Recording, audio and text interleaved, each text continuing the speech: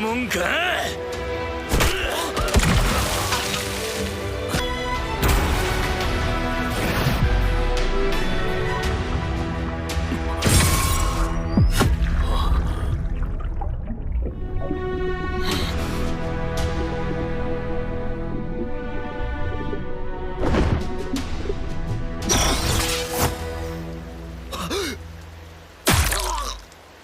That time I got reincarnated as a slime. The Scarlet Bond movie was absolutely incredible. Honestly, just because you clicked on this, 9.5 out of 10. If I had to give it a rating, I would put it on a 10-point scale for us. I would put a 9.5 out of 10. I would say this is probably one of the best and will go down as one of my favorite anime movies, like easily top 10 anime movies ever for sure. And I think that this is going to go down as one of the best anime movies to release in 2023. Now, I know this actually came out a lot earlier. I believe this might have been even like a 2022 movie that came out originally in theaters, but I would say it releasing on Blu-ray and DVD recently in Japan, and probably around the corner for us here in the West. This is definitely going to be one of the best movies of 2023. Now, I will have to let you know up front, for the review, I'm going to be talking about a lot of different story beats. So if you haven't watched the movie yet, let me just sum it up as this. It follows a former ogre who is of a familiar clan, and you could probably put two and two together. And this ogre gets saved by a very precarious and interesting person, and that's going to lead us down a certain avenue of storytelling and really kind of blow off the doors of another relationship that Rimuru and the Great Forest of Jura and Tempest can really open up relations to another path. Albeit kind of like another path, within their repertoire of people. This also takes place right in the middle of season, I believe, which one was it? It was season number 4. I think this is when it took place. This might have taken season 4, season 2. I'm sorry. I believe this is gonna take take right after season 2 part 2. It's kind of like right in the middle of season 2 part 2, kind of like right in the middle of it. So if you're all caught up with the most recent season of That Time I Got Reincarnated as a Slime, you're gonna be kind of like right caught up with everything that's already occurring here in the story.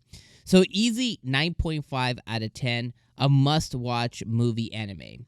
Now, with that out the way, I want to let you know, I'm going to have some spoilers because, again, I have to talk about the actual movie and a lot of the different story beats that happen. So if you don't want to be spoiled at all, and if you haven't watched it yet, go take to the dark web. Don't ask me where to find it. Just Google the movie, and you're going to have like 58 anime websites that come up. Just throw your hat in the ring and make sure you have ad blocker on and have at it. So with that out the way, let's talk about the actual movie. So, I'm not going to talk about everything that happened in the movie because I took a bunch of notes while watching and I paused a lot. But what I will say is I will talk about certain story beats. So I love how everything ended up tying in together. So again, this follows Hiro, who Benimaru and Shion and them refer to him as brother. Really, he was just another ogre of a similar nature or similar stature to Benimaru, a little bit older than Benimaru, but he was someone that they all looked up to, and everyone, Shion and all of them would consider him family, would consider him a brother. So it takes after him, and this is right, but this is kind of like, this story takes place right where Rimuru was meeting all the ogres and everything for the first time as they were escaping the village that was getting rampaged by all the orcs. And they took a subset of the royalty out. And this is right where Rimuru met all of them. And this, at the same time that's happening, this is happening here with Hiro leading a leading a ogre mercenary group and getting caught up in a really bad battle. And where I love how it ties everything in is one of Clayman's top hedge guys, or the top guys, the sword guy. I don't remember what his name was, but the sword guy who could make clones of himself, who ended up turning into that really big beastal monster. He got totally annihilated by Benimaru and by the snake lady. He actually was here this time, and Hiro almost got killed by this guy. Hiro ended up getting saved by the Queen of Raja, and her name was Toa. So for some reason, something spoke out to her, and she decided to send her men to go and claim him, and to end up saving his life, because dude's about to die. To end up saving his life, she decided to name him and give up a part of her life force to be able to name him, because it outside of people like Rimuru and people who are very, very strong, most folks to do an action like what she did still have to be very strong, but also it takes up a good portion of her life force. So she does that. She saves him. He now owes her everything. So just that alone right there, just that story premise is incredible. And this was all before the actual title screen rolled out and everything. So I was like, dang, okay. Then we go into the next half where, this dude dipsets. He goes back to the village, and he finds out that the orcs had just decimated the village. He mourns all of his family and friends. He basically thinks he's the last ogre, right? So just all of that alone, what a start to Scarlet Bond. Like, that was just incredible. Then we cut to the next part of it, and we see where we get back to Tempest, and it basically picks up kind of right where we were in the season. And this is right where Rimuru had sent Diablos and Yum to Falmouth as they were getting things all set up. This is right in the middle of season 2, kind of towards part 2. So he had sent them to Falmouth and everything. So it's kind of right in the middle of that area.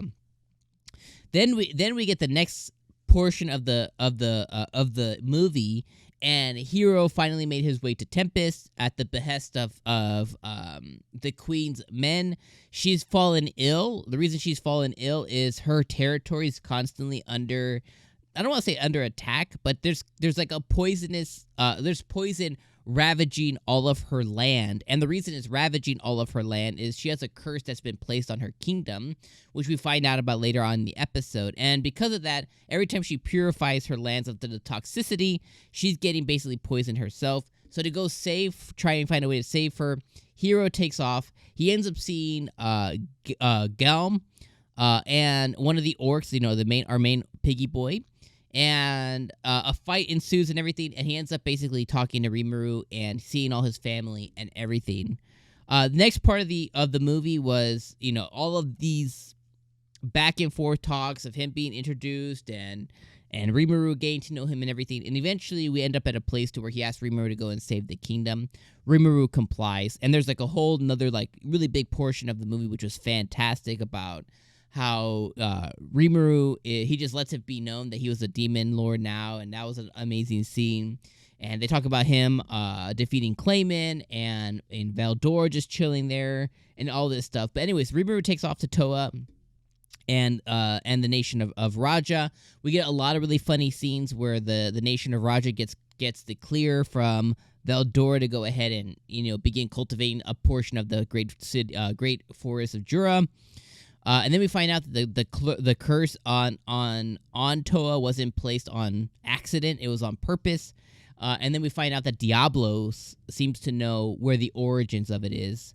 I'm gonna skip kind of towards the end. At some point, Diablos takes on another demon, and we learn in this movie that the demons have some really, really crazy powers that even Rimuru can't really wrap his head around yet. So, we know that Rimuru's power is sky the limit, and him having somebody like Diablos, who you could basically say is the demon, like the number one demon, considering that this demon, which her name was Violet, who was jealous of Diablos that he got a name, and very interested in Rimuru all of a sudden.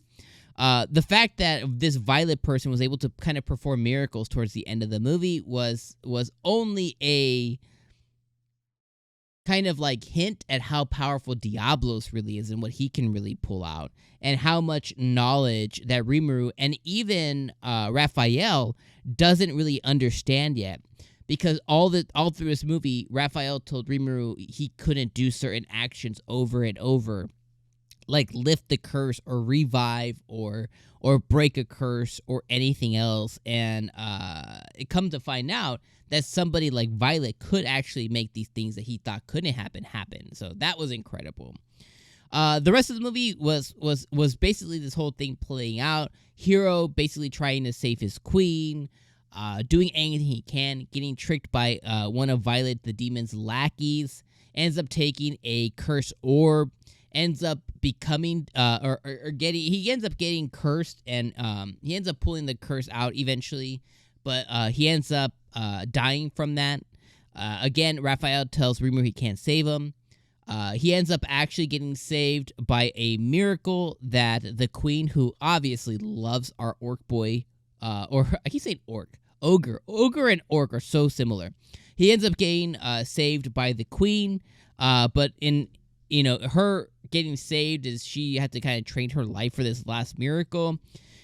Because of Diablos, he went to go and confront Violet, and he basically won the fight and everything that happened.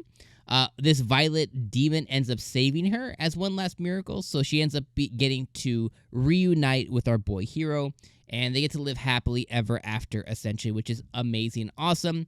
And Rimuru establishes good relations with the kingdom of Ruja, and he now has another ally in Toa, and now has another ally in Hero, and the ogres now have their family back, in this other land as well. So amazing end to the movie, amazing end to the Slime movie. This was awesome. Though, to sum it up, the battles were incredible. The animation was incredible. Music is good as it always is in the main show. There was a lot of comedy, a lot of funniness, a lot of things to, and a lot of reactions, a lot of moments to where you thought like, oh, Hero's gonna die, the Queen's gonna die. It's like, no, who can save them? And they end up getting saved, but they dangle that carrot of possibility of death in front of us. It was all just incredible and littered with comedy and littered with action and littered with amazing animation. And this was just such an incredible movie. So like I said at the beginning, 9.5 out of 10. Incredible movie, and I was so happy to watch it. If you watched it, put down in the comments below what was your favorite scene? What was the favorite thing that occurred this episode? What did you learn? Anything you want to say, put that down in the comments. If you have nothing to say at all, just drop me an emoji. Let me know you were here. But incredible movie, and I'm so glad that I got a chance to watch it. All right, I'm going to see you guys on the next video. Peace out, friends.